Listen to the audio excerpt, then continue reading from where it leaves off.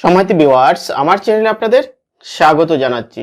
আপনারা জানেন অগ্রণী ব্যাংকের স্মার্ট অ্যাপ যদি আপনার অ্যাকাউন্টে রেজিস্ট্রেশন থাকে, অর্থাৎ অগ্রণী ব্যাংকের যে স্মার্ট অ্যাপ তা যদি আপনার ব্যাংক অ্যাকাউন্টের সাথে রেজিস্ট্রেশন থাকে, তাহলে এই স্মার্ট অ্যাপের মাধ্যমেই আপনি আপনার যে কোনো ব্যাংকের যে কোনো ডিপিএস এর টাকা জমা দিতে পারেন। কেননা আমরা একটা ডিপিএস এর টাকা জমা দেওয়ার জন্য আমরা বিভিন্ন সময় একটা নির্ধারিত তারিখে একটা নির্দিষ্ট পরিমাণ টাকা জমা দেওয়ার জন্য আমরা মানসিকভাবে প্রস্তুত থাকি, কিন্তু সেই অ্যাপসের মাধ্যমে আপনি ঘরে বসে যখন তখন যে কোনো জায়গা থেকে আপনি আপনার ডিপিএস এর টাকা জমা দিতে পারেন। তা কিভাবে তা আমি আজকে দেখিয়ে দিচ্ছি। প্রথমে আপনি আপনার এই যে অগ্রণী স্মার্ট অ্যাপসটি আছে, এই অ্যাপসটি আপনারা লগ ইন করবেন এবং যাদের এই অ্যাপসটি রেজিস্ট্রেশন নেই আপনারা অবশ্যই আমার অন্য একটি ভিডিও দেখে আপনারা অ্যাপসটি রেজিস্ট্রেশন করে নেবেন। তারপর ইউজার আইডি এবং পাসওয়ার্ড দিয়ে আমি এখানে লগ ইন করবো। দেখেন আমি যখন লগ ইন করলাম, লগ ইন করার পর এই যে নিচের দিকে দেখেন একটা অপশন আছে, দেখে লেখা যাচ্ছে বিইএফটিএন। এই যে বিইএফটিএন, তবে মনে রাখতে হবে বিইএফটিএন একটা আছে এনবিপিএস। যদি এনবিপিএস এ আপনার টাকাটা জমা দেন তাহলে সাথে সাথেই টাকাটা জমা হয়ে যাবে, এবং যদি বিইএফটিএন এ জমা দেন তাহলে একটু সময় পরে আপনার টাকাটা জমা হবে। আমি ধরেন বিইএফটি দিলাম, কারণ এনবিপিএস এখনো অগ্রণী ব্যাংক যুক্ত করেনি, কিন্তু সোনালী ব্যাংক বা মোবাইল ব্যাংক অন্যান্য ব্যাংক এনবিপিএস যুক্ত করে নিয়েছে। এনবিপিএস যুক্ত করবেন তখন আপনারাও এই সেবাটি পাবেন। তারপর এখান থেকে দেখেন ওই যে প্যারক অ্যাকাউন্ট, এই প্যারক অ্যাকাউন্টটা আপনাকে নির্বাচন করতে হবে। আমি প্যারক অ্যাকাউন্টটা নির্বাচন করে দিলাম। প্যারক অ্যাকাউন্টটা যখন নির্বাচন করে দিব তখন এই যে প্রাপক অ্যাকাউন্ট এই জায়গাতে আমাকে ক্লিক করতে হবে। দেখেন এখানে কিছু অ্যাকাউন্ট দেখা যাচ্ছে যেটা আমার ডিপিএস এর অ্যাকাউন্ট না। তাহলে আমার ডিপিএস এর অ্যাকাউন্টটা কি করতে হবে? যুক্ত করতে হবে। তাহলে যুক্ত করতে হলে কিভাবে করতে হবে? আমাকে আবার এখান থেকে ব্যাকে যেতে হবে। ব্যাকে গিয়ে এই যে এখানে অ্যাড বেনিফিশিয়ারি আছে, এই যে অ্যাড বেনিফিশিয়ারি, এই অ্যাড বেনিফিশিয়ারিতে আমি আবার ক্লিক করব। ক্লিক করার পর দেখেন অগ্রণী ব্যাংকের অ্যাকাউন্ট যদি হয় তাহলে অগ্রণী ব্যাংকের অ্যাকাউন্ট সিলেক্ট করে দিবেন, আর যদি অন্যান্য ব্যাংকের অ্যাকাউন্ট হয় তাহলে অন্যান্য ব্যাংকের অ্যাকাউন্ট সিলেক্ট করে দিবেন। আমি অন্যান্য ব্যাংকের অ্যাকাউন্টটা সিলেক্ট করে দিলাম। তারপর এই যে অন্য ব্যাংকের অ্যাকাউন্ট, তারপরে ব্যাংক অ্যাকাউন্টের নম্বরটা আপনাকে এখানে টাইপ করে দিতে হবে। আমি নম্বরটা এখানে টাইপ করছি। তারপর এই ব্যাংকটা কি নামে রাখতে চান, অর্থাৎ নিক নেম, অর্থাৎ একটা ডাক নাম, এটা জাস্ট আপনার এখানে ডিসপ্লে শো করার জন্য, এটা কোনো অরিজিনাল নাম না।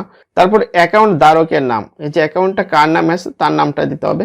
তারপরে মোবাইল নাম্বারটা দিতে হবে, ওই অ্যাকাউন্টের সাথে সংযুক্ত যে মোবাইল নাম্বারটা। তারপর কোন ব্যাংক আছে সেই ব্যাংকটা সিলেক্ট করে দিতে হবে। তারপর এখানে জেলার নামটা দিতে হবে, তারপর ব্রাঞ্চের নাম দিতে হবে, তারপর রাউটিং নাম্বার। ব্রাঞ্চের নাম সিলেকশন দেওয়ার সাথে সাথে রাউটিং নাম্বারটা অটো চলে আসে। আমি এটা দেখিয়ে দিচ্ছি। যেমন অ্যাকাউন্ট নাম্বারটা আমি টাইপ করছি, আমি অ্যাকাউন্টের নাম্বারটা টাইপ করার পর আমি আমার এখানে ডাক নামটা টাইপ করছি। তারপর অ্যাকাউন্ট ধারকের নাম এখানে দিতে হবে, এই ডিপিএসটা যার নামে আছে তার অরিজিনাল নামটা এখানে দিতে হবে।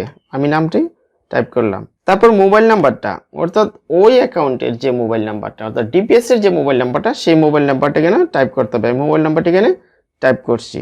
মোবাইল নাম্বারটা টাইপ করার পর নিচে আছে দেখেন ব্যাংকের নাম, আমি এই ব্যাংকের নামটা এখানে নাম্বারটা এখানে সিলেকশনে দেখাবে। আমার ব্যাংকটা হচ্ছে মোবাইল ব্যাংক, আমি ব্যাংকটা এখানে দিচ্ছি, হ্যাঁ মোবাইল ব্যাংক। তারপর ব্রাঞ্চটা, অর্থাৎ এই জেলাটা কোথায়, আমার জেলাটা হচ্ছে এই যেখানে আছে সুনামগঞ্জ। তারপর ব্রাঞ্চটা আপনাকে সিলেক্ট করে দিতে হবে, আমি ব্রাঞ্চটা এখানে সিলেক্ট করে দিলাম। তারপর রাউটিং নাম্বারটা ওটা চলে আসে। তারপর ওই যে বেনিফিশিয়ারি অ্যাড, আমি বেনিফিশিয়ারি অ্যাডে ক্লিক করলাম, অর্থাৎ আমার এখন বেনিফিশিয়ারি অ্যাডে যুক্ত হয়ে গেছে। তারপরে এখন আমি বিএফটিএন এ ক্লিক করব। তারপর আমি প্যারক অ্যাকাউন্টটা সিলেক্ট করে দেব, এই প্যারক অ্যাকাউন্টটা সিলেক্ট করে দিলাম। তারপরে প্রাপক অ্যাকাউন্ট, আমি প্রাপক অ্যাকাউন্টটা দিলাম, এই যে স্বাধীন। আমি প্রাপক অ্যাকাউন্টটা দেওয়ার পর এখানে প্রাপক অ্যাকাউন্টটা আপনাকে দেখাবে। এই প্রাপক অ্যাকাউন্ট যদি সঠিক হয় তাহলে আপনি কত টাকা পাঠাতে চান সেটা আপনার ডিপিএস এ যত টাকা চাই তত টাকা দিতে পারবেন। আমি এটা আমার কম টাকা ডিপিএস, আমি কম টাকা সিলেক্ট করে দিচ্ছি, আমি যেমন 500 টাকা সিলেক্ট করে দিলাম। তারপর মন্তব্য লিখলে লিখতে পারেন, আর নাও লিখলে নাও লিখতে পারেন। আমি মন্তব্য দিলাম, কিছুই লিখলাম না, বা পরবর্তী অপশনে ক্লিক করলাম। পরিবর্তন অপশনে যখন ক্লিক করলাম আমি দেখতে পাচ্ছি আমার মোবাইলে একটা ওটিপি পাঠানো হয়েছে। ওটিপি পাঠানো হচ্ছে আমার যে মেইন অ্যাকাউন্ট, অগ্রণী ব্যাংকের যে অ্যাকাউন্ট, সেই অ্যাকাউন্টের যে মোবাইল নাম্বার সেখানে ওটিপিটা পাঠানো হয়েছে। আমি সেই ওটিপিটা এখানে টাইপ করে দিলাম, এবং এই ওটিপিটা টাইপ করার জন্য এখানে সময় থাকবে 2 মিনিট। এখানে দেখেন কোনো চার্জ বেড কিছুই নেই, ওটিপিটা যখন টাইপ করে দিলাম, এতে নিশ্চিত আছে, আমি নিশ্চিতে ক্লিক করব। যখন নিশ্চিত আমি ক্লিক করলাম, তখন হ্যাঁ বাটনে আবার ক্লিক করব। আমার এই টাকাটা ট্রানজ্যাকশন হয়ে যাবে। দেখেন এখানে দেখা যাচ্ছে ট্রানজ্যাকশন কমপ্লিট। ঠিক আছে, দিয়ে বের হয়ে গেলাম। আমার ট্রানজ্যাকশন যে কমপ্লিট হয়েছে, কিছুক্ষণ মধ্যেই আপনার মোবাইলে একটা এসএমএস আসবে এবং দেখেন এসএমএসটা চলে আসছে, শব্দ হচ্ছে। আর যখন আপনার এটা ক্রেডিট হবে আপনার ডিপিএস এ, তখন সেই ডিপিএস থেকে আপনার মোবাইলে একটা এসএমএস যাবে। আর যদি এসএমএস না যায়, আপনার ডিপিএসটা যে ব্যাংকে, আপনি সেই ব্যাংকের সাথে যোগাযোগ করবেন এবং মোবাইলের এসএমএসটা যেন চালু থাকে তা আপনারা নিশ্চিত করে নেবেন। তাহলে প্রিয় ভিউয়ার্স, ভিডিওটা যেখানেই, আপনাদের যদি কোনো মন্তব্য থাকে অবশ্যই লিখবেন, আর কোনো কিছু জানার থাকলে অবশ্যই জানাবেন এবং জানাবেন আমার ভিডিওটি কেমন হলো। আমার চ্যানেলের সাথেই থাকুন, দেখা হবে অন্য কোনো ভিডিওতে। ধন্যবাদ সবাইকে।